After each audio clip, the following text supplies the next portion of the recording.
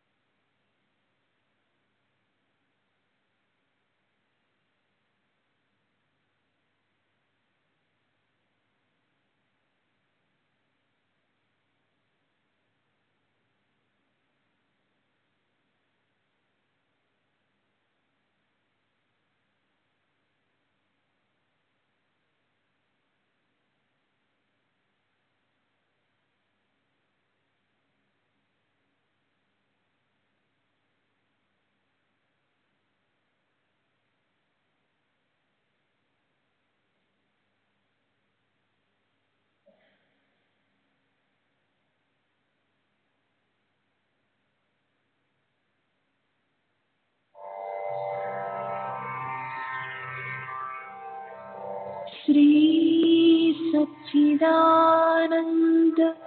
सद्गुरु साईनाथ महाराज की जय। सद्गुरु श्री साईनाथुनि शरद बाबूजी की जय।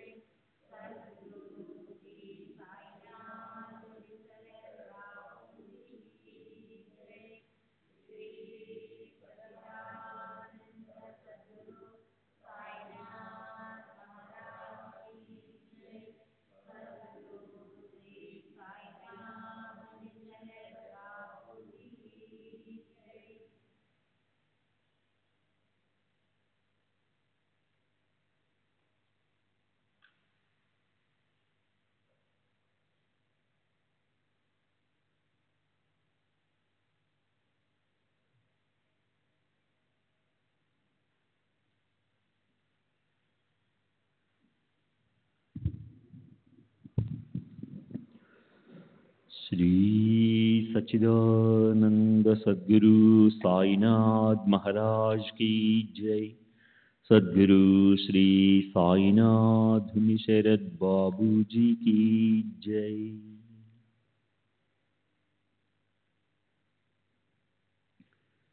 శ్రీ సాయినాథాయ నమః. శ్రీ సాయి సచ్చరిత్రము 14వ అధ్యాయం నిన్నటి తరువాయి.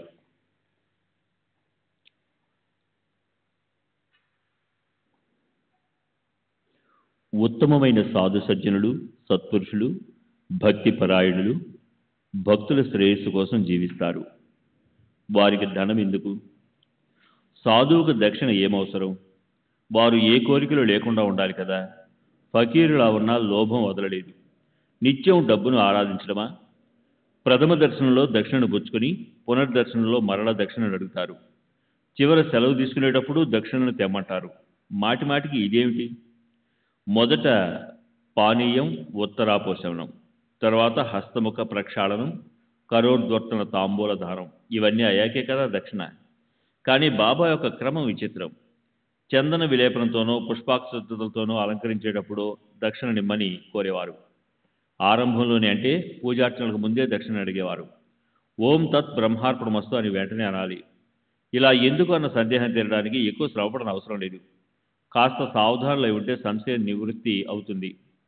ధర్మకర్మలను చేయాలనే ఆశయంతోనే ధనాన్ని కూడబెట్టాలి. కానీ చాలా ధనం వ్యర్థమైన కోరికల కోసం, విషయ సుఖాల కోసం వెచ్చింపబడుతుంది. ధనం ద్వారా ధర్మకార్యాలు జరగాలి. ఆ ధర్మం ద్వారా జ్ఞానం కలగాలి. ధర్మం స్వార్థం కొరకు చేసినా పరమార్థ మార్గంలో పడి మనసుకు శాంతి లభిస్తుంది. మొదట చాలా కాలం వరకు బాబా ఎవరి వద్ద ఏమీ తీసుకునేవారు కాదు. కాలిపోయిన అగ్గిపొలాలను సేకరించి జేబులో నింపుకునేవారు. భక్తులైనా కాకపోయినా ఎవరిని ఏమీ అడిగేవారు కాదు. ఎవరైనా దమ్మిడి దుగ్గాని ఇస్తే దాంతో పొగాకు లేదా నూనె తెప్పించేవారు. వారికి పొగాకు ఇష్టం. బీడీ కానీ చిలిమి కానీ పీల్చేవారు. ఆ చిలిం గొట్టం యొక్క సేవ కూడా అపారం. చాలా వరకు అది పొగ లేకుండా ఉండేది కాదు. సత్పురుషుల దర్శనానికి దక్షిణ లేకుండా రక్త హస్తాలతో ఎలా వెళ్ళాలని ఎవరికైనా అనిపిస్తుంది. అందువలన బాబా దక్షిణను అడిగి తీసుకునేవారు. దమ్మిడినిస్తే దానిని జేబులో వేసుకునేవారు. ఎవరైనా 2 పైసల నాణ్యాన్ని ఇస్తే దాన్ని అలాగే తిరిగి ఇచ్చేసేవారు. ఇలా చాలా కాలం గడిచింది. తర్వాత కొంతకాలానికి సాయిబాబా మహాత్మ్యం పెరిగింది. భక్తులు గుంపులు గుంపులుగా రాసాగారు. పద్ధతి ప్రకారం పూజలు జరిగేవి. సువర్ణ పుష్పం అంటే దక్షిణ లేకుండా పూజ పూర్తి కాదు. ఈ పూజా విధానం పూజ చేసేవారికి తెలుసు. రాజాభిషేకంలోనూ పాదపూజలలోనూ పూజ చేసేవారు కానుకలను తెస్తారు కదా. అట్లే గురు పూజలో కూడా దక్షిణను సమర్పిస్తారు. దక్షిణనిచ్చేవారు ఉన్నత స్థితిని పొందుతారు. సువర్ణదానం చేసిన వారు పరిశుద్ధ చిత్తులై జ్ఞానులవుతారని వేదమంత్రాలలో చెప్పబడి ఉంది. చందన ప్రధానం వలన సౌమంగళ్యం, అక్షతలను నర్పిస్తే ఆయువర్ధనం, పుష్పాలు తాంబూలాన్ని నర్పిస్తే ఐశ్వర్యం, దక్షిణను సమర్పిస్తే ధన సమృద్ధి. పూజా ద్రవ్యాలలో గంధాక్షతలు, పూలు, తాంబూలు ముఖ్యమైనట్లే సువర్ణ పుష్పం అంటే దక్షిణ కూడా అవసరం. దక్షిణతో బహుధన ప్రాప్తి. దేవతల పూజలో దక్షిణ అవసరమైనట్లే వ్రతాలు, ఉద్యాపనలు, వాయన దానాలందు బంగారాన్ని అర్పించడం ఆచారం. ప్రపంచంలో ఇచ్చిపుచ్చుకునే సకల వ్యవహారాలన్నీ డబ్బు కారణంగానే. ప్రజలు తమ ప్రతిష్టకు భంగం వాటిల్లినప్పుడు దానిని తొలగించి చూడడానికి డబ్బు ఖర్చు చేస్తారు. హిరణ్య గర్భస్థ మొదలగు మంత్రాలను ఉచ్చరిస్తారు. దేవతల పూజలలో అవసరమైన దక్షిణ మరి సత్పురుషుల పూజలో ఎందుకు అవసరం ఉండదు? సత్పురుషుల దర్శనానికి వెళ్ళినప్పుడు తమ తమ జ్ఞానాన్ని బట్టి ఎవరికి తోచిన విధంగా వారు వస్తారు. అందరూ ఒకేలా అనుకోవటం సంభవం కాదు కదా. భక్తిగా భజన చేయాలనే భావం ఒకరి మనసులో ఉంటే సత్పురుషులను పరీక్షించడానికి కోరిక మరికొరికి ఉంటుంది. మనసులోని విషయాలను చెప్పేవాడే సత్పురుషుడు అని ఒకరంటారు. దీర్ఘాయుని ఒకరు వేడుకుంటే ఏనుగు, బంగారం, సంపదలు మరొకరు, పుత్రపౌత్రులను, ఎప్పుడు తరగని శక్తిని ఇంకొకరు అడుగుతారు. బాబా యొక్క అగాధలేల విచిత్రం. వారిని అవహేళన చేయాలని ఎవరైనా వెళితే వారి దుర్బుద్ధి నశించి భస్మమై వారు బాబా చరణ కమలాలపై పడిపోయేవారు. వారికి ఇంతటి భాగ్యం లేకపోతే అనుతాపంతో పశ్చాత్తాపడి అహంకారం తొలగిపోగా ప్రత్యక్ష అనుభవాన్ని ఎలా పొందేవారు? సర్వసాధారణంగా భక్తులు ప్రాపంచిక విషయాలలో ఆసక్తులై ఉంటారు. దక్షిణ ప్రధానం వలన వీరి చిత్తం పరిశుద్ధమవ్వాలని బాబా సంకల్పం. యజ్ఞేన దానే తపస అనే వేదవాక్యంలో ఆత్మజ్ఞానాన్ని పొందాలన్న ఉత్సుకత గల వారికి దక్షిణ ప్రధానం సాధనోపాయమని స్పష్టంగా చెప్పబడింది. భక్తులు స్వార్థులు కానీ పరమార్థులు కానీ తమ మనోభిష్ట ప్రాప్తికి తమ శ్రేయస్సు కోసం గురువులకు దక్షిణను ఇవ్వాలి. ప్రజాపతి తన సంతానమైన దేవతలకు, దైత్యులకు, మానవులకు వారి బ్రహ్మచర్యం ముగిసిన తరువాత ఉపదేశాన్ని కోరినప్పుడు ఇదే చెప్పాడు. దా అను ఒక అక్షరాన్ని ఉపదేశం చేశాడు. దీనిని వారు ఎలా గ్రహించారో తెలుసుకుని దానిని దృఢపరిచాడు. గురు శిష్యుల లీల విలక్షణమైనది. దా అంటే దమనం, సంయమనంతో ఉండాలని దేవతలు, దయగలిగి ఉండాలని అసురుడు, దానం ఇవ్వాలని మానవులు అర్థం చేసుకున్నారు. దానిని ప్రజాపతి బాగా ఉందని సమర్థించాడు. దేవతలు అన్యులు ఎవరో కాదు, మానవులే కానీ భిన్న స్వభావం కలవారు. ఉత్తమ గుణ సంపద ఉండి సంయమం లేని వారిని దేవతలను అంటారు. దుష్టులు, క్రూరులు, అహింసాపరులైన రాక్షసులు మానవులలోనే ఉన్నారు. మానవులను భయంకరమైన లోపం పీడిస్తూ ఉంది. ఇలా మానవులు 3 రకాలుగా ఉంటారు. మానవుల ప్రధానమైన అవగుణం లోభం. కృపాసాగరులైన సాయినాథులు భక్తులకు తమ చేతిని అందించి ఈ లోభం అనే గోతులుంటి పైకి లాగుతారు. తైత్తరీయ ఉపనిషత్తులోని 11వ అనువాకంలో అనేక రకాల దానంలోని పద్ధతులు విధించబడున్నాయి. వారిలో ముఖ్యమైన వారిని వినండి. శ్రీ సచ్చిదానంద సద్గురు సాయినాథ్ మహారాజ్ కీ జై. సద్గురు శ్రీ సాయినాథ్ శరద్ బాబూజీ కీ జై. 143.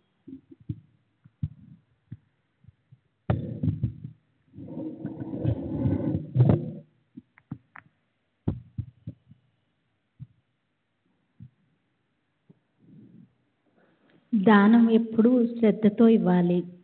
శ్రద్ధ లేకుండా ఇస్తే ఫలితం ఉండదు. రాజాజ్ఞ పట్ల, శాస్త్రాజ్ఞ పట్ల భీతి ఉండాలి. ఏదైనా సరే అనుకుతూ సిగ్గుపడుతూ ఇవ్వాలి. వివాహాది సందర్భాల్లో కానుకలను, డబ్బును ఇవ్వవలసి ఉంటుంది. అలా ఇచ్చి మిత్రధర్మాన్ని నిలబెట్టుకోవాలని ప్రాపంచ వ్యవహారం మనకు బోధిస్తుంది. భక్తుల శ్రేయస్సు కొరకు సాయిబాబా కూడా భక్తులను దాకారాన్ని అడిగేవారు. దయగలిగి ఉండండి, దానం చేయండి, సంయమంతో ఉండండి, అత్యంత సుఖాన్ని పొందుతారు.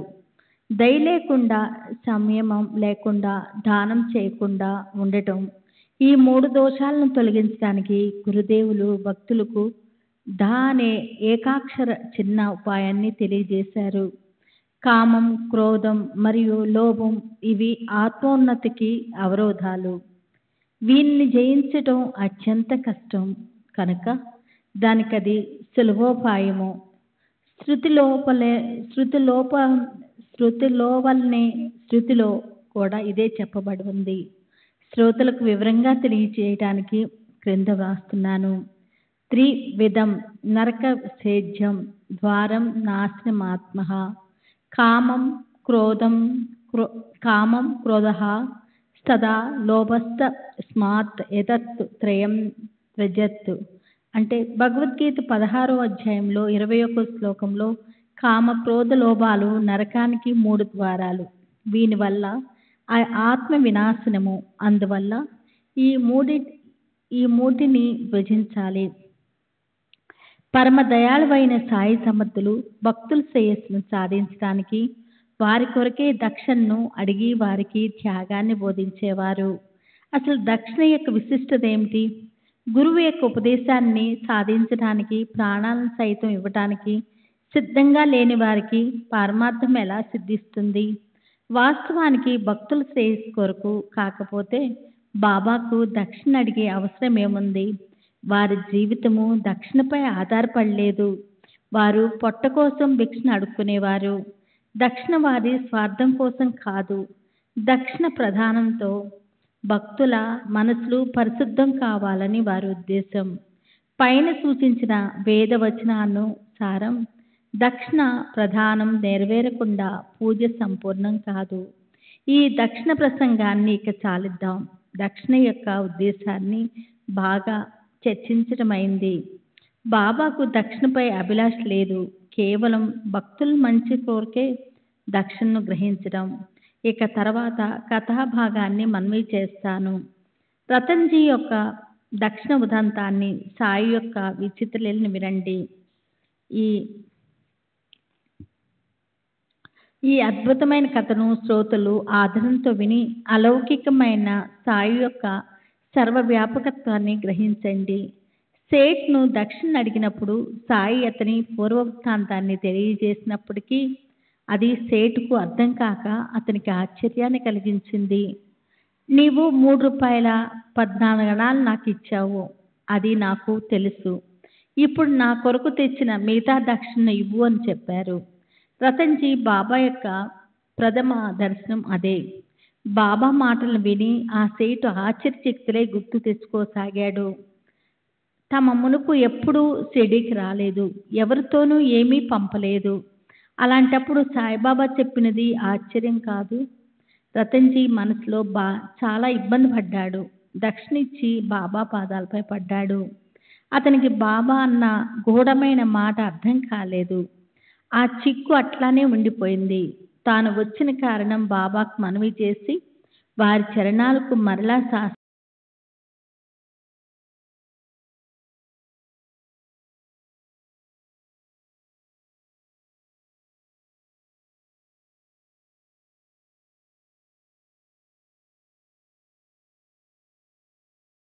చాలా తృప్తి చెందాడు.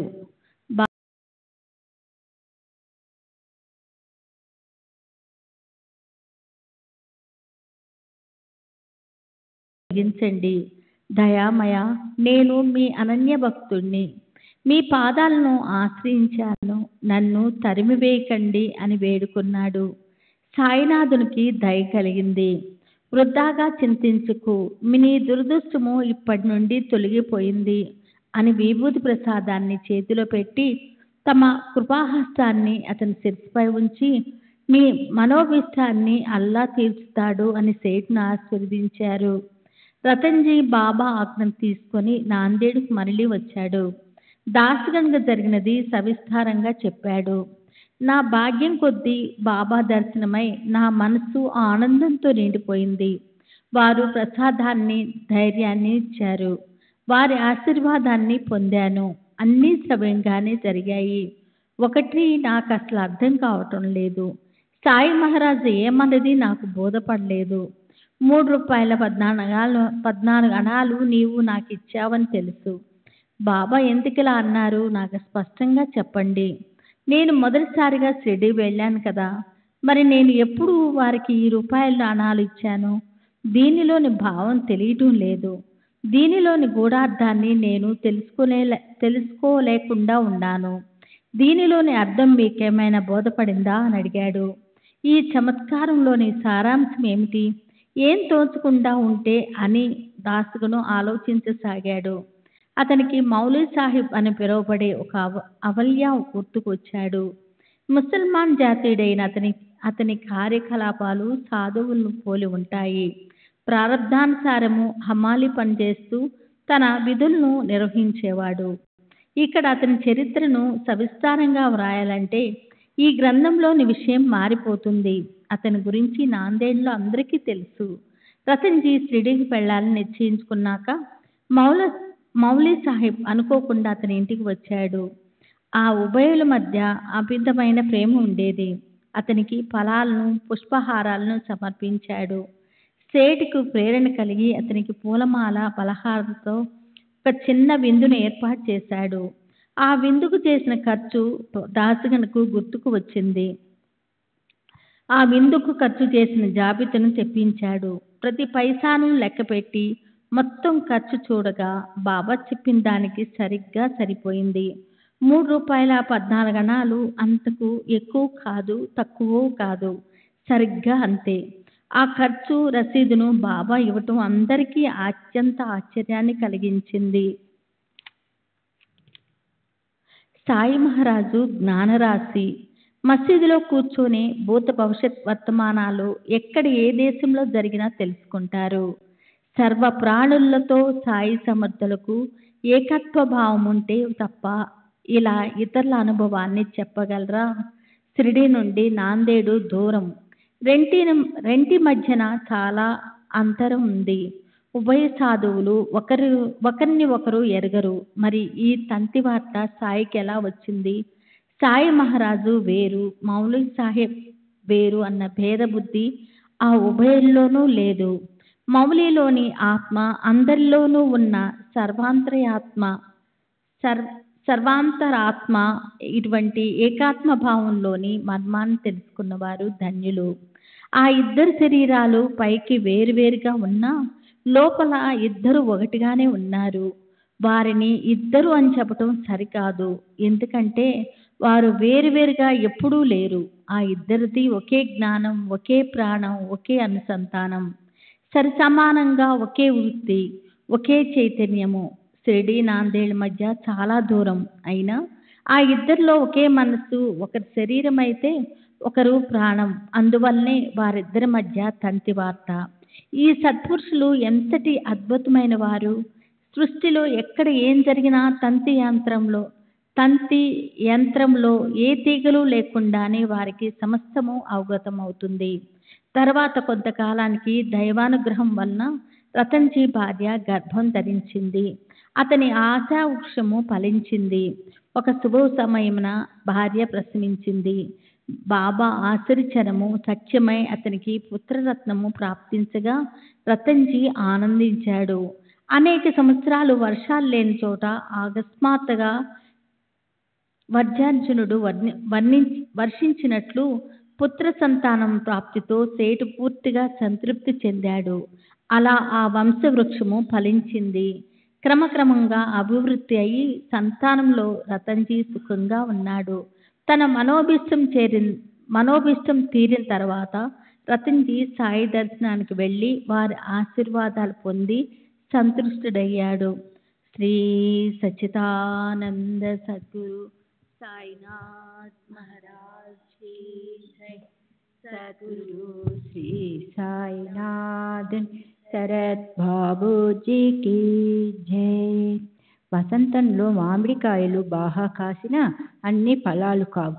అట్లే 12 సంతానంలో 4 బ్రతికారు. ప్రస్తుతం సుఖంగా ఉన్నారు. ఏం జరిగినా మనసు సంతృప్తి చెందాలని శాంత స్వభావుడైన రతన్జీ కించిత్తైనా విచారించలేదు. ఇక తరువాత కథాసారం. సాయి స్థిర చరాలలో నిండి ఉన్నారు. ఎవరైనా సరే ఎక్కడైనా స్థిరంగా కూర్చుని కూడా ఈ అనుభవాన్ని పొందవచ్చు. టానా పట్టణంలో నిస్సహాయుడైన చోల్కరు అను ఒక పేదవాడు ఉండేవాడు. అతని భక్తిభావానికి గురువు ప్రసన్నులయ్యారు. అతడు సాయిని మునుపెన్నడూ చూడకుండానే మ్రొక్కుకోగా అతని కోరిక తీరటం, బాబా అతనికి చక్కటి అనుభవాన్ని కలుగజేయటం గురించి వినండి. ప్రేమలేని భజన, అర్థం తెలుసుకోకుండా గ్రంథ పఠన, భక్తి లేకుండా దేవుని పూజ ఇవన్నీ వ్యర్థం. కుంకుమ తిలకం లేని నొసలు, అనుభవం లేని జ్ఞానం వ్యర్థం. ఇవి పుస్తకాలలో నేర్చిన విద్యతో చెప్పేవి కాదు. ఈ విలువను అనుభవంతో గ్రహించాలి. ఈ సాయిలీలా ప్రబంధం ఎందు నిమిత్తం, దీనితో అనుబంధం ఏమిటో నేను ఎరుగను.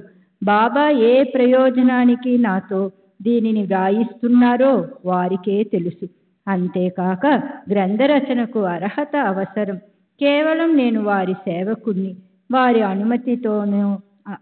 అనుమతితోనే ఈ కార్యాన్ని నిర్వహిస్తున్నాను. చాతక పక్షుల వల్ల తృష్ణార్థులైన శ్రోతలు దప్పికను తీర్చడానికి స్వానంద గనులైన సాయి సమర్థులు ఈ అగాధమైన కథాపానీయాన్ని వర్షింపచేశారు. ఎవరి శక్తి ప్రభావంతో ఈ వాక్కు ఈ చరిత్రను వర్ణిస్తుందో వారి చరణధూళి కణాలలో నా ఈ శరీరాన్ని దొర్లిస్తాను. ఈ వాక్కును నడిపించేది వారే. నా ద్వారా తమ కథను చెప్పించేది వారే. నా చంచల చిత్తం వారి పాదాలయందే స్థిరపడుగాక. ఈ శారీరక మరియు వాచిక కార్యముల వలనే అక్షయ సుఖదాయకమైన మానసిక భజన కూడా జరుగుగాక. నేను సాయిబాబా యొక్క విధేయుడైన పాద సేవకుడును. ఈ చరిత్రను చెప్పటం, చెప్పించటం సాయియే అయినప్పుడు శ్రోతలు మాత్రం వేరు ఎలా అవుతారు? వారు కూడా సాయి కంటే వేరు కాదు. ఇది కేవలం చరిత్రలా కనిపిస్తుంది, కానీ ఈ సకలము సాయి యొక్క లీల. సాయి స్వయంగా ప్రేమతో ఈ లీలను నిర్వహించారు. సాయిబాబా చరిత్ర అగాధం. బాబా నన్ను నిమిత్త మాతృనిగా చేసి తమ భక్తులకు విచిత్రమైన అనుభవాలను కలుగజేసి భక్తులను సంతుష్టపరుస్తారు. ఇది చరిత్ర మాత్రమే కాదు, సుఖాలకు నిలయం, మధురమైన పరమామృతం. భాగ్యమున్నవారు దీనిని భక్తిభావంతో సేవించాలి. విచిత్రమైన గురు కృపా మహిమను మనం భక్తులం ఎల్లప్పుడూ గుర్తించుకోవాలని మరియు భక్తులకు శాంతి కలగాలని నేను గ్రంథ రచనకు శ్రమపడ్డాను. ప్రేమతో ఈ చరిత్రను గానం చేస్తే భక్తులకు శ్రవణంలో ఆనందం అధికమవుతుంది. కథను చెప్పడంలో భక్తులకు భక్తి, ప్రేమలు పెరుగుతాయి. ఆహోరాత్రులు శ్రవణం చేస్తే మాయా మోహ బంధనాలు విడిపోతాయి. త్రిపుటి తొలగిపోయి శ్రోతలు సుఖ సంపన్నులవుతారు. హేమాడ్ శ్రీ సాయి చరణాలను పట్టుకుని అనన్య భావంతో శరణుజొచ్చుతున్నాడు మరియు ఆ చరణాలను క్షణమైనా విడువకుండా అఖండ సాష్టాంగ ప్రణామం చేస్తున్నాడు. స్వస్తి శ్రీ సంత సజ్జన ప్రేరితము భక్త హేమాడ్ పంత్ విరచితము అయిన శ్రీ సాయి సమర్థ సచ్చరితంలో రతన్జీ సాయి సమాగమము అను 14వ అధ్యాయం సంపూర్ణం. శ్రీ సద్గురు సాయినాథార్పణమస్తు. శుభం భవతు. శ్రీ సాయి సచ్చరిత్ర 15వ అధ్యాయం. శ్రీ గణేశాయ నమః. శ్రీ సరస్వత్యై నమః. శ్రీ గురుభ్యై నమః. శ్రీ కులదేవతాయై నమః. శ్రీ సీతారామచంద్రాభ్యాం నమః. శ్రీ సద్గురు సాయినాథాయ నమః. అపారమైన పుణ్యం పండిన వారికే సాయిబాబా దర్శనం లభిస్తుంది. త్రితాపాలు వారిని బాధించవు. పైగా సాధనలతో పరమార్థం సాధిస్తారు. దయచేసి శ్రోతలు ఒక్క క్షణం గురువును ధ్యానించి ఈ కథలయందు శ్రద్ధ కలిగి మీ దృష్టిని నా వైపు మళ్లించండి. మాకు తెలుసు, వృధా ప్రయాస మీకెందుకు అని అనకండి. మిమ్ము సముద్రంలో పోల్చుతున్నందుకు నన్ను క్షమించండి. సాగరం అంతులేకుండా అనంతంగా నిండి ఉన్న నదులను వెనకకు పంపదు. సహస్రధారాలతో మేఘాలు వర్షించిన ఆ నీటికి కూడా చోటిస్తుంది. అట్లే మీరు సజ్జనులైన శ్రోతలు మీతో సహవాసం చేయాలని నా కోరిక. నన్ను తిరస్కరించకండి. దీనులను త్యజించటం మంచిది కాదు. నిర్మలమైన గంగా జలం గాని, ఊరిలోని మురికి నీటి ప్రవాహం గాని సాగర గర్భంలో రెంటికి చోటుంటుంది. ఆ సాగర సంగమం వల్ల ఎటువంటి అలజడి ఉండదు. అందువలన సత్పురుషుల కథాశ్రవణమందు శ్రోతలకు ఉన్న ఆసక్తి వలననే సాఫల్యతను పొందగలరు. కనుక నా యందు దయ ఉంచండి. ఈ కథా అమృతాన్ని సాదరంగా శ్రద్ధా సహనాలతో సేవిస్తే శ్రోతలు ప్రేమతో కూడిన భక్తిని పొంది కృతకృత్యులు అవుతారు. మరియు శ్రోతలు భక్తిని, ముక్తిని, భక్తులు సహజంగా పరమ ప్రాప్తిని పొందుతారు. భావార్థులకు సుఖశాంతులు, అందరి మనసులకు విశ్రాంతి లభిస్తుంది. గురువు నోటి నుండి వెలువడిన మధుర గాథను వింటే భవభయ వ్యధ తొలగిపోతుంది. ఆత్మతత్వం స్వయం ప్రకటమై శ్రోతల మనసులకు ఆనందం కలుగుతుంది. ఈ అధ్యాయంలో ప్రేమమయుడైన ఒక భక్తుడు సాయిని ప్రార్థించగా వారు అతనికి దర్శనమిచ్చి ప్రసన్నులైన విషయాన్ని వినండి. అప్పుడే పాలు త్రాహిన పిల్లలు బయటికి వెళ్ళి తిరిగి వచ్చిన తల్లి పిల్లిపై పడి మరలా పాలు త్రాగటానికి పరుగెత్తుతాయి. అప్పుడు ఆ పిల్లి విసుగుతో గుర్ అంటూ ఒక క్షణం అణిగి ఉండి తల్లి కూర్చుంటే చాలు పిల్లలు దాని చుట్టూ చేరి ప్రేమగా తిరుగుతాయి. పిల్లలు పాలు త్రాగటానికి వచ్చినప్పుడు ప్రేమతో పిల్లికి పాలు చేపగా అది గుర్గురు అని అనకుండా ప్రీతిగా నేలపై కాళ్ళు చాపుకుని ఒరుగుతుంది. ప్రేమ జనించగానే విసుగు మాయమవుతుంది. పిల్లలను గట్టిగా పెనవేసుకుని మాటికి నాకుతుంటుంది. ఎంతటి విచిత్రమైన దృశ్యం!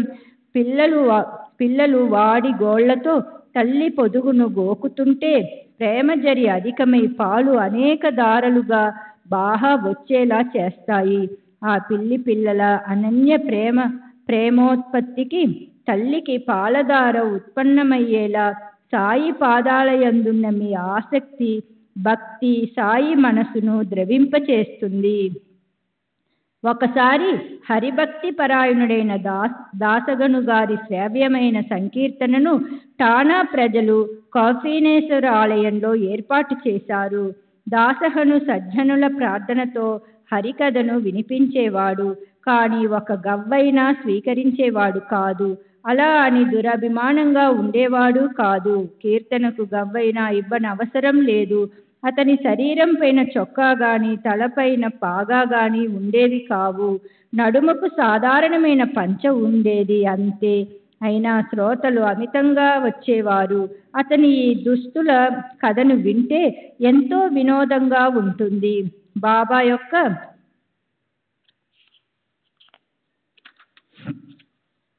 యొక్క కౌశల్యాన్ని స్వస్థచిత్తులై వినండి.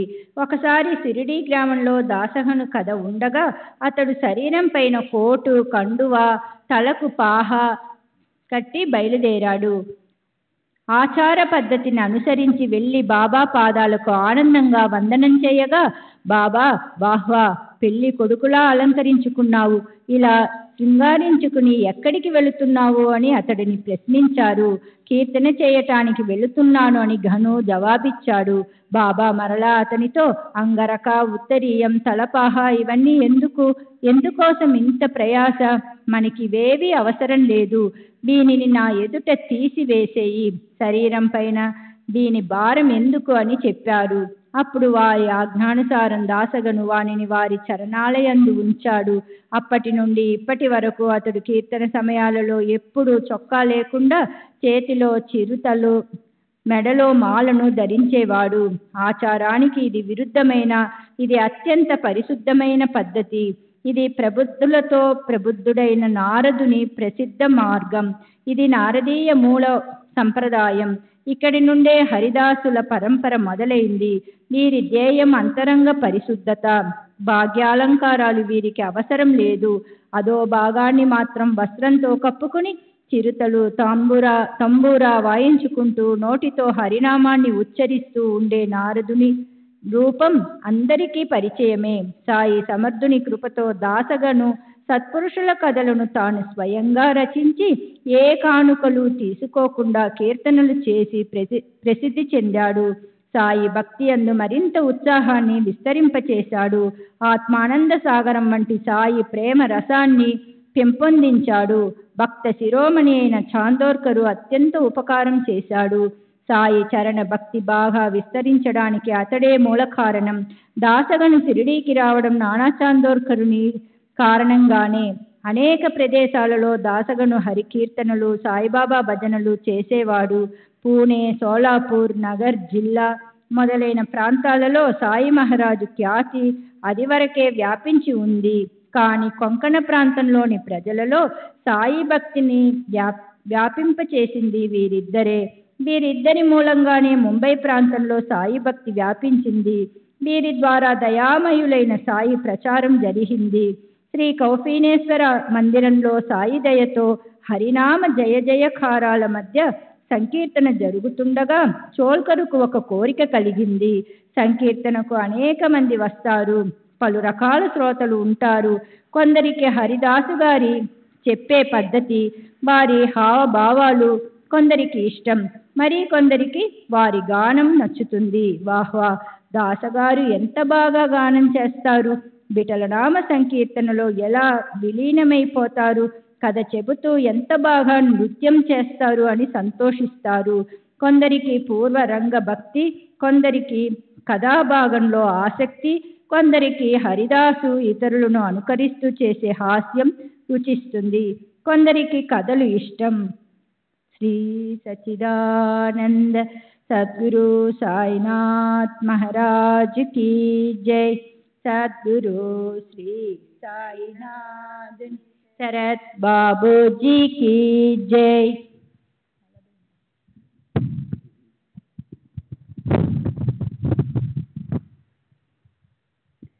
శ్రీ సచ్చిదానంద సద్గురు సాయినాథ్ మహారాజ్ కీ జై. సద్గురు శ్రీ సాయినాథుని శరత్ బాబూజీ కీ జై.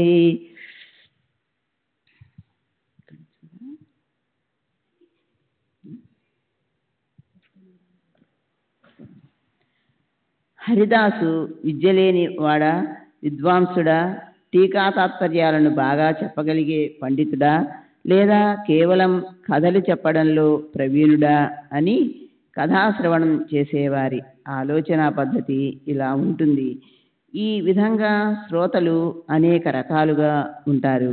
కానీ శ్రవణంలో శ్రద్ధ భక్తిని పెంచుకొని పరమేశ్వరుని యందు సత్పురుషుల చరణాల యందు ప్రీతి కలిగి ఉండే శ్రోతలు అరుదు.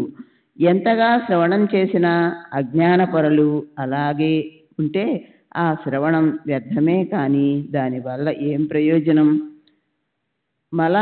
మలక్షాళనం చేయలేని దానిని సబ్బు అని అనగలమా?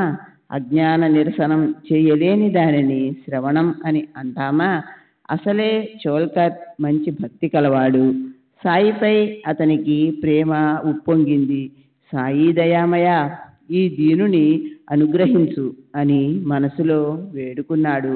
పాపం డబ్బులేని పేదవాడు, కుటుంబ భారాన్ని మోయలేని అసమర్థుడు, ప్రభుత్వ పదవిలో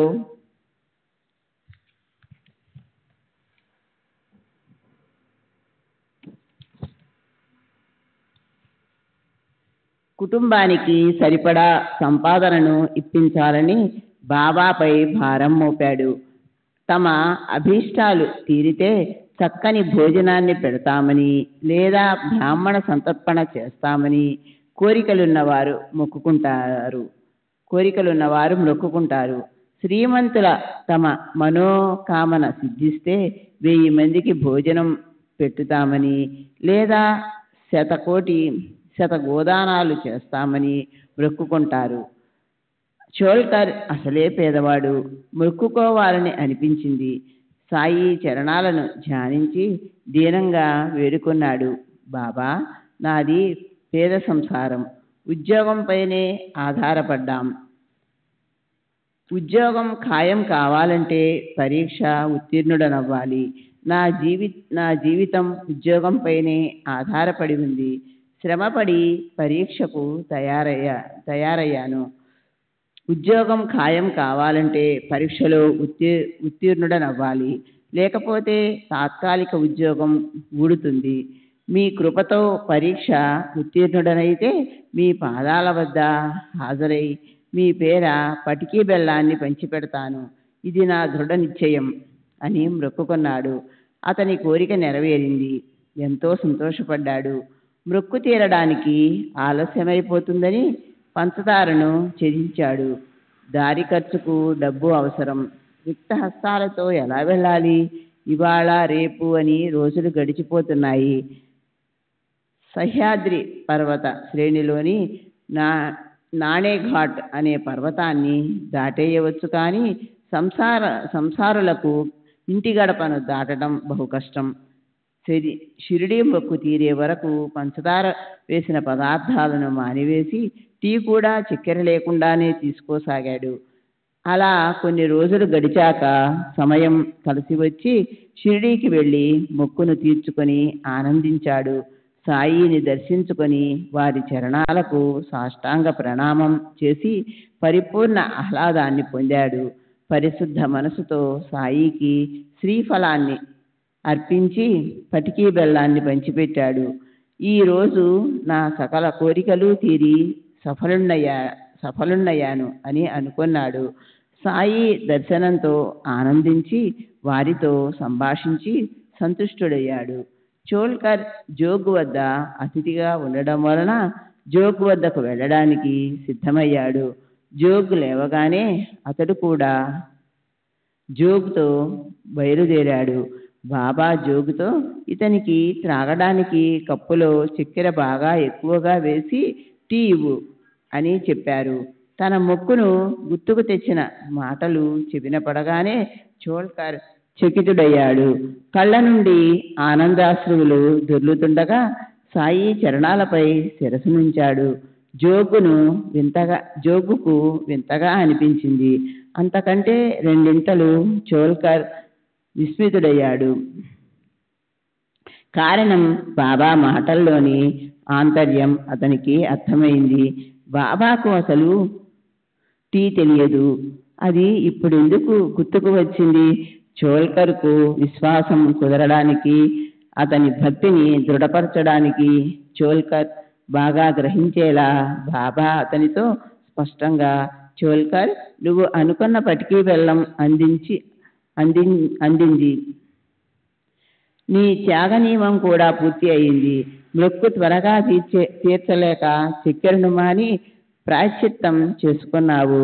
దీనికి నువ్వు రహస్యంగా దాచినా నాకు సమస్తం తెలిసింది. మీరెవరైనా ఎక్కడైనా సరే ఉండండి, భక్తి భావంతో నా వైపు మళ్ళితే నేను మీ భక్తి శ్రద్ధలను అనుసరించి రాత్రింబవళ్ళు మీ వద్దనే ఉంటాను. నా ఈ శరీరం ఇక్కడున్నా మీరు 7 సముద్రాల కవతల ఏం చేస్తున్నా నాకు తక్షణం తెలిసిపోతుంది. ప్రపంచంలో ఎక్కడికైనా వెళ్ళండి, నేను మీ వెంటే ఉంటాను. మీ హృదయంలోనే నా నివాసం. నేను మీ అంతర్యామిని. మీ హృదయంలో ఉన్న నన్ను మీరు నిత్యం ఆరాధించండి. సర్వజీవులలో అంతర్యామిగా ఉన్నది నేనే. ఇంట్లో కానీ, వాకిట్లో కానీ, లేదా దారిలో కానీ, ఆయా స్థలాలలో ఎవరు మీకు కలిసినా నేనే ఉన్నాను. నేనే వారిలో తిష్ట వేసుకొని ఉన్నాను. చీమలు, క్రిములు, జలచరాలు, ఆకాశాన ఎగిరే పక్షులు, శూకరాలు మొదలగు ప్రాణులన్నింటిలోనూ సర్వత్రా నేనే నిరంతరంగా నిండి ఉన్నాను. నన్ను నేరుగా భావించకండి. మీకు నాకు ఏమాత్రం భేదం లేదు. ఇలా నన్ను తెలుసుకున్న వారు గొప్ప భాగ్యవంతులు. ఈ మాటలు మామూలుగా కనిపించినా ఇవి ఉత్తమమైన జ్ఞానాన్ని కలుగజేసేవి. బాబా ఎంతో ప్రేమతో చోల్కర్ భక్తిని స్థిరపరిచారు. అతని అంతరంగంలో ఉన్నదాన్నంతా బాబా అలా తెలియజేసి అతనికి గొప్ప అనుభవాన్ని కలుగచేశారు. సత్పురుషులు ఎంతటి చతురులు! బాబా వచనాలు అమూల్యం.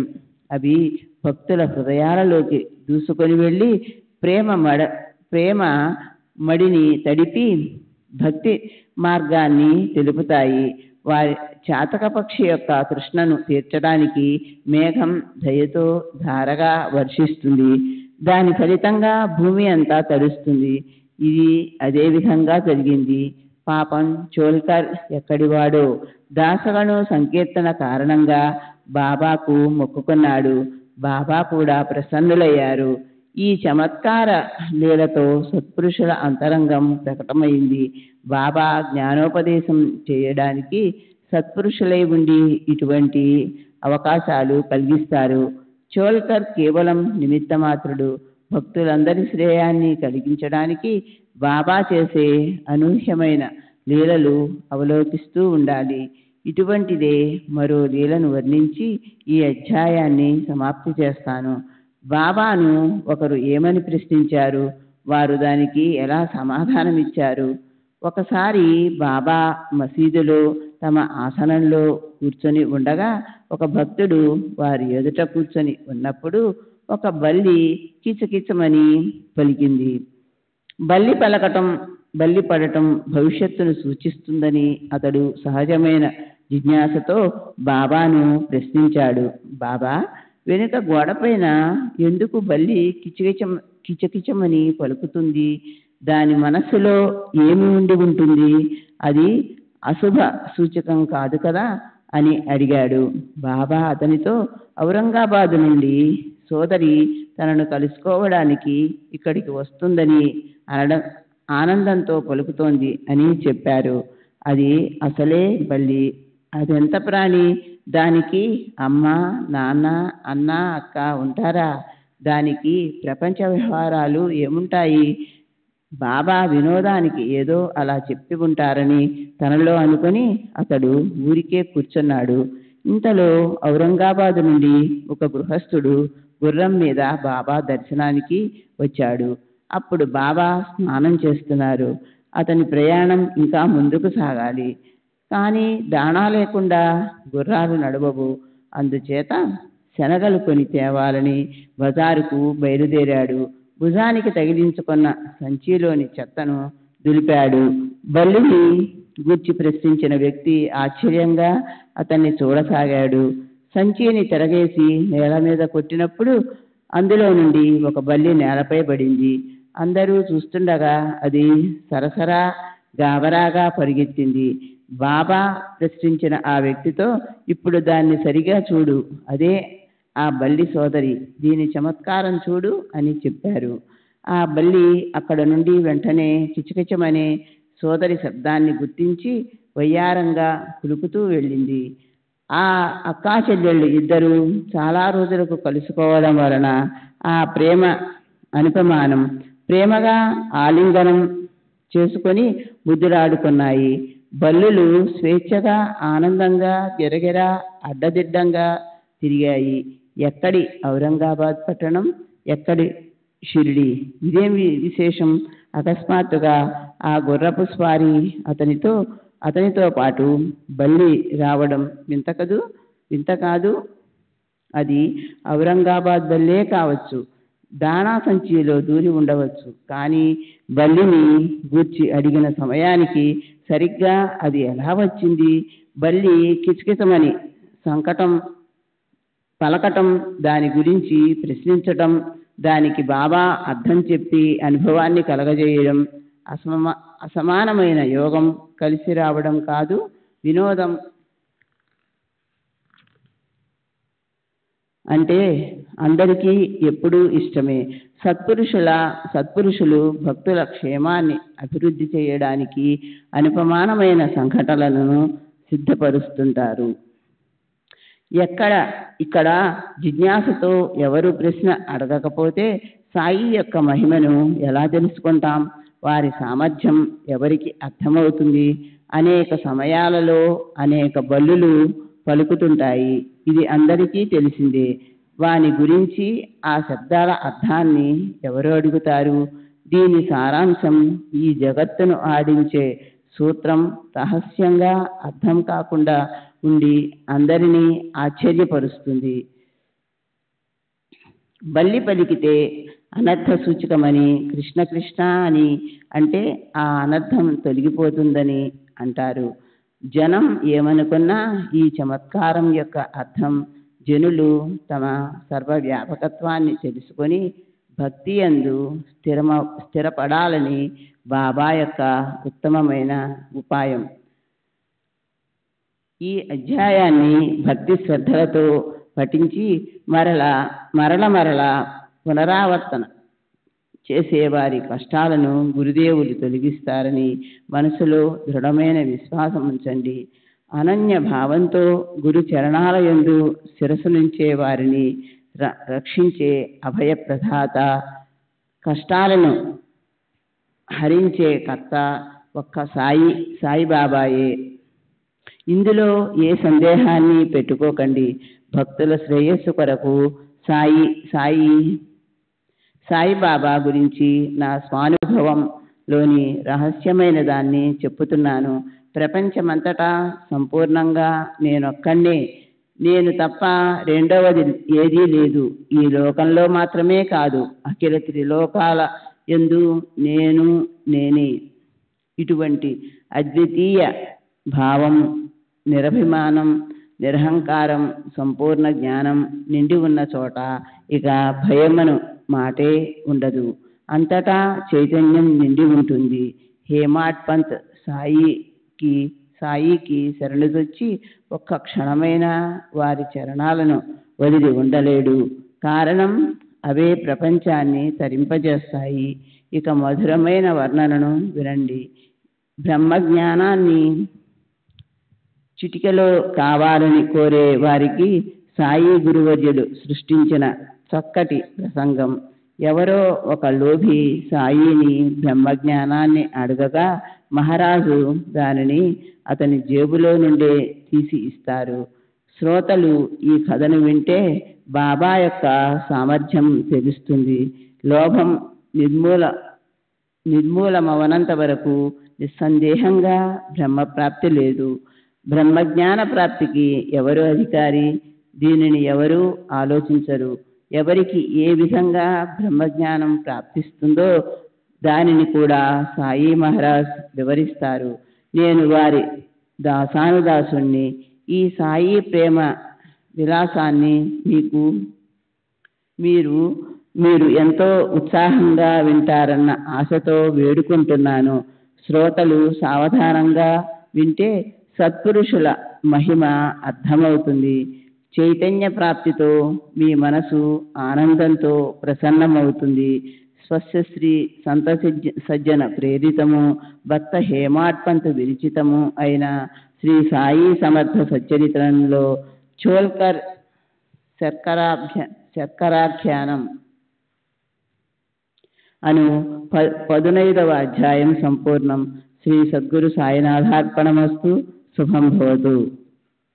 శ్రీ సచ్చిదానంద సద్గురు సాయినాథ్ మహారాజ్ की जय. सद्गुरु श्री साईनाथ शरद बाबू जी की जय.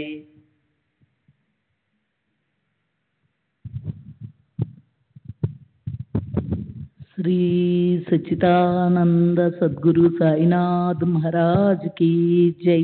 सद्गुरु श्री साईनाथुनि शरद बाबूजी की जय.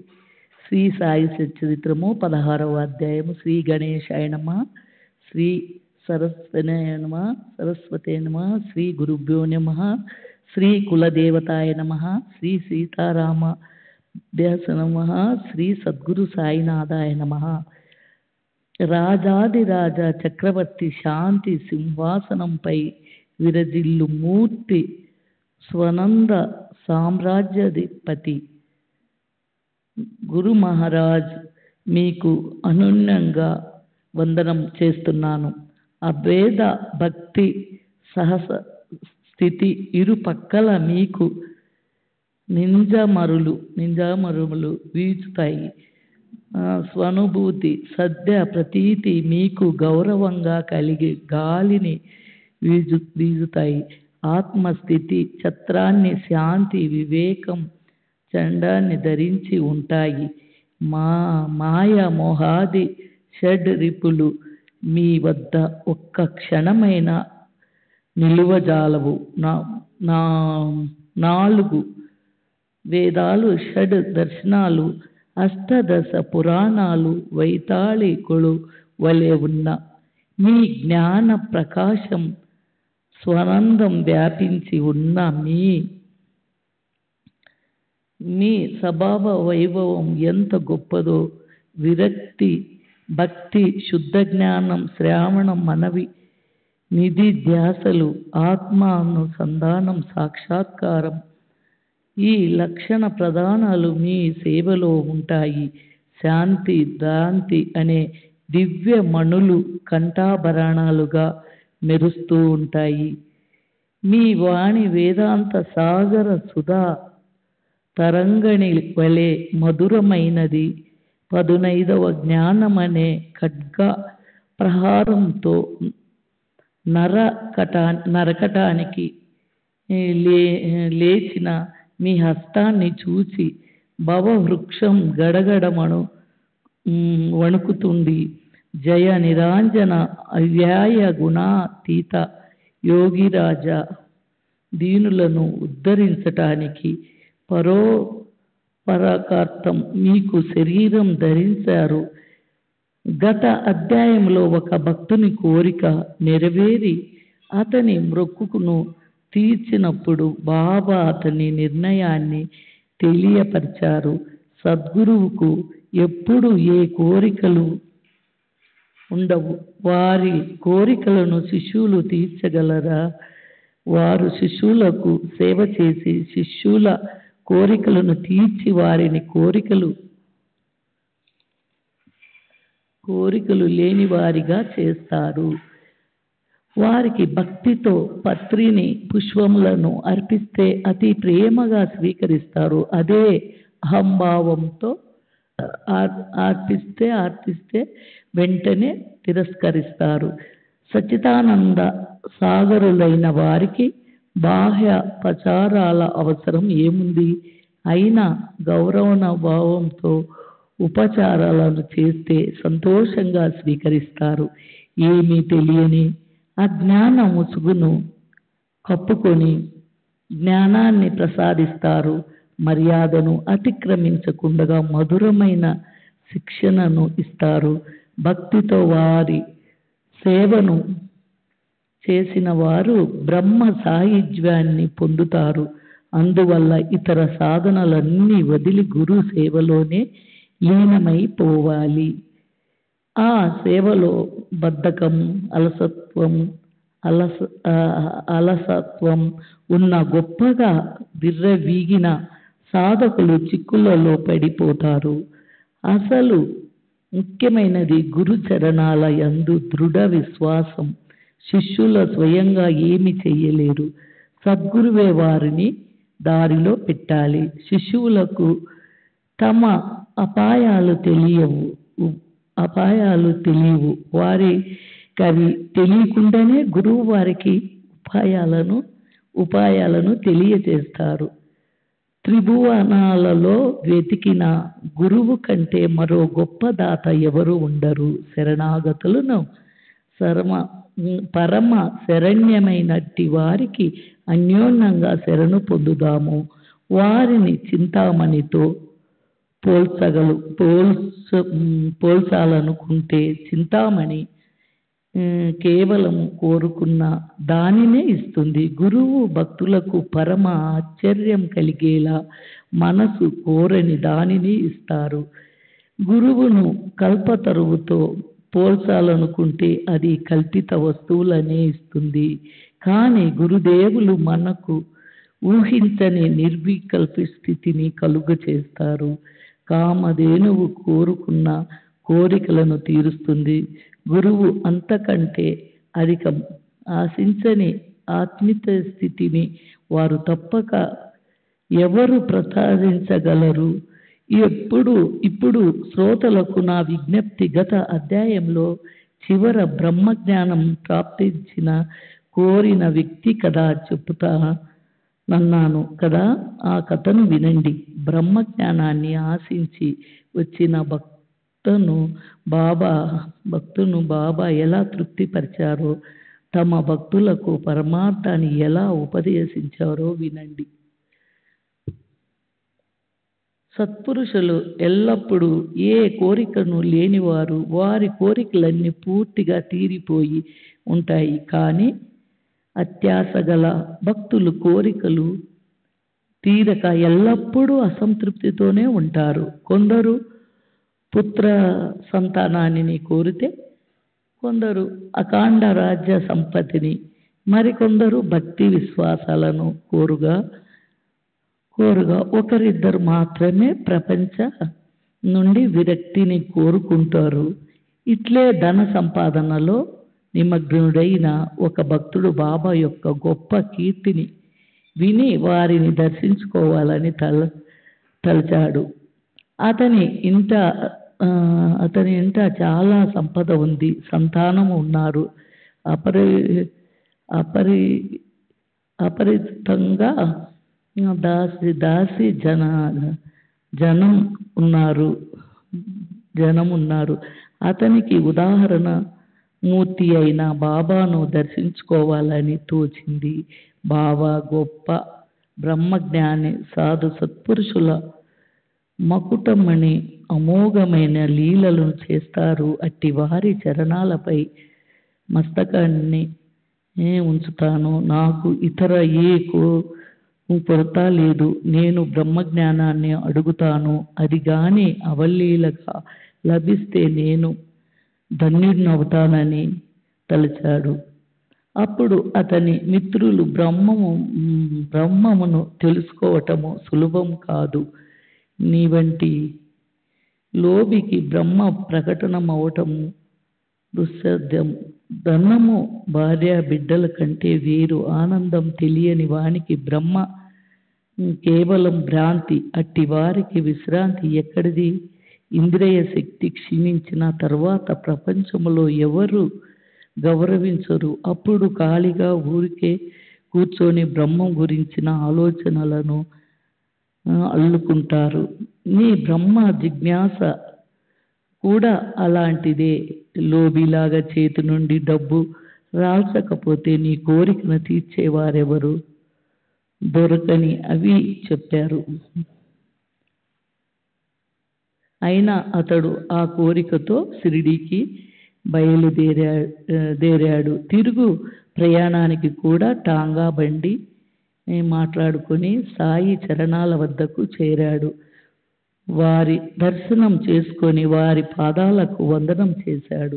అప్పుడు సాయిబాబా పలికిన మధుర వచనాలని శ్రోతలు శ్రావణం చెయ్యండి. ఈ సాయి కథ కల్పతరువును ఏకాగ్రత అనే నీటితో తడిపితే చక్కగా ఉంటుంది. శ్రోతలకు శ్రద్ధ ఆధారము, అభివృద్ధి అయిన కొలది మంచి ఫలాలను ప్రసాదిస్తుంది.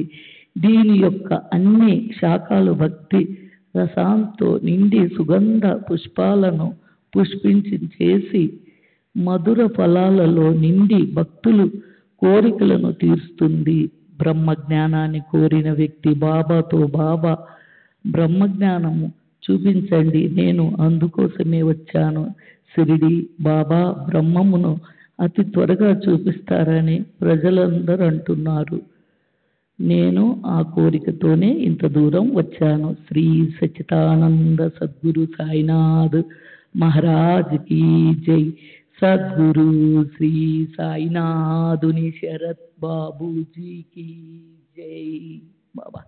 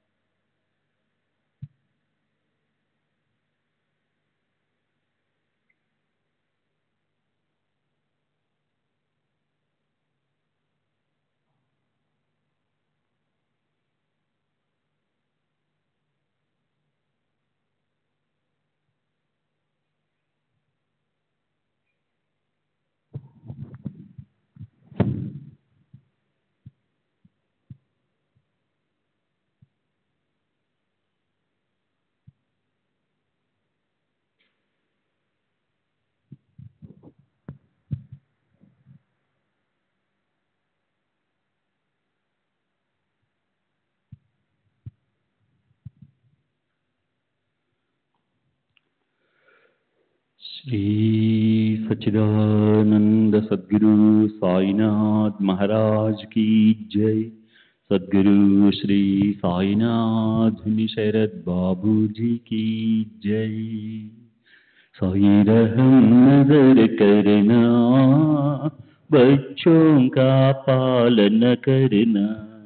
साई रहम नजर करना, बच्चों का पालन करना. जाना तुमने जगत पसार, सब ही झूठ जमाना. जाना तुमने जगत पसार, सब ही झूठ जमाना. साई रहम नजर करना, बच्चों का पालन करना. साई रहम नजर करना, बच्चों का पालन करना. मैं अंधा हूँ बंदा पुकार, मुझसे पद दिखलाना. मैं अंधा हूँ बंदा पुकार, मुझसे पद दिखलाना. साई रहम नजर करना, बच्चों का पालन करना. साई रहम नजर करना, बच्चों का पालन करना. दासगण कहे अब क्या बोलूं, थक गई मेरी रसना. दासगण कहे अब क्या बोलूं, थक गई मेरी रसना. साई रहम नजर करना, बच्चों का पालन करना. साई रहम नजर करना, बच्चों का पालन करना. रहमो नजर करो अब मोरे साई, तुम बिना नहीं मुझे. रहमो नजर करो मैं अंधा हूँ बंदा तुम्हारा. मैं अंधा हूँ बंदा तुम्हारा. मैं ना जानू, मैं ना जानू, मैं ना जानू. अल्लाह इलाही रहमो नजर करो, रहमो नजर करो, अब मोरे साई तुम बिना नहीं मुझे माँ बाप भाई, रहमो नजर करो। काली जमाना मैंने गमाया, काली जमाना मैंने गमाया, साथी आखिर का, साथी आखिर का, साथी आखिर का, तुम बिना कोई, रहमो नजर करो, रहमो नजर करो, अब मोरे साई तुम बिना नहीं मुझे माँ बाप भाई, रहमो नजर करो। अपने मस्जिद का झाड़ू गणो है, अपने मस्जिद का झाड़ू गणो है, मालिक हमारे, मालिक हमारे, मालिक हमारे तुम बाबा साई, रहमो नजर करो, रहमो नजर करो, अब मोरे साई तुम बिना नहीं मुझे माँ बाप भाई, रहमो नजर करो। श्री सच्चिदानंद सद्गुरु साईनाथ महाराज की जय। सद्गुरु श्री साईनाथ शरद बाबू जी की जय।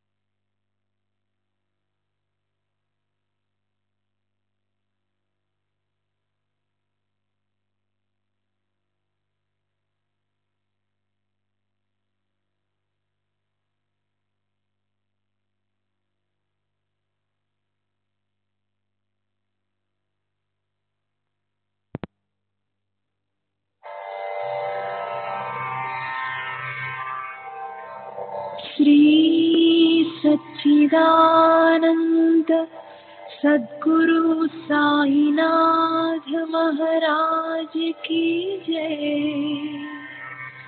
सद्गुरु श्री साईनाथुनि शरद बाबू जी की जय।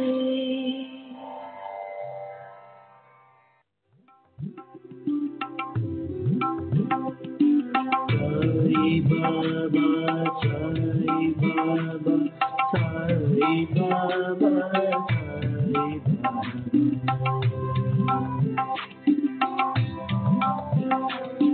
साई बाबा, साई बाबा।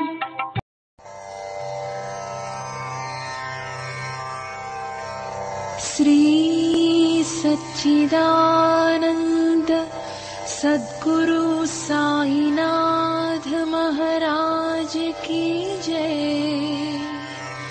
सद्गुरु श्री साईनाथुनि शरद बाबूजी की जय।